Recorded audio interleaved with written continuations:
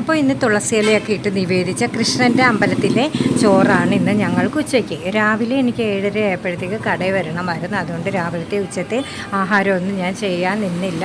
അപ്പോൾ അമ്പലത്തിൽ നിന്ന് കുറച്ച് ചോറെടുത്ത്, കുറേ സാധനങ്ങളൊക്കെ കടയിൽ തന്നെ ഉണ്ട്. ജീരകവും കടുകും ഒക്കെ വറ്റൽമുളകൊക്കെ കടയിൽ തന്നെ ഉണ്ട്. ബാക്കി ഇല്ലാത്ത സാധനങ്ങളൊക്കെ വെളിയിൽ നിന്ന് വാങ്ങിച്ചിട്ടോ. അങ്ങനെ ക്യാരറ്റും ബീൻസൊക്കെ കുഞ്ഞായിട്ട് അരിഞ്ഞ് കഴുകി വെച്ച്, എന്നിട്ട് എണ്ണ ചൂടായിട്ട് വരുമ്പോഴത്തേക്ക് ഇതെല്ലാം അങ്ങോട്ട് പൊട്ടിച്ച് മൂപ്പിച്ചിട്ട് നമ്മൾ പച്ചക്കറിയും കൂടെ ഇട്ട് ചെറിയ ഇച്ചിരി ഉപ്പും കൂടി ഇട്ട് നല്ലതുപോലെ വഴറ്റിയതിന് ശേഷം നമ്മൾ ചോറും അങ്ങോട്ട് കുടഞ്ഞിട്ട് കേട്ടോ.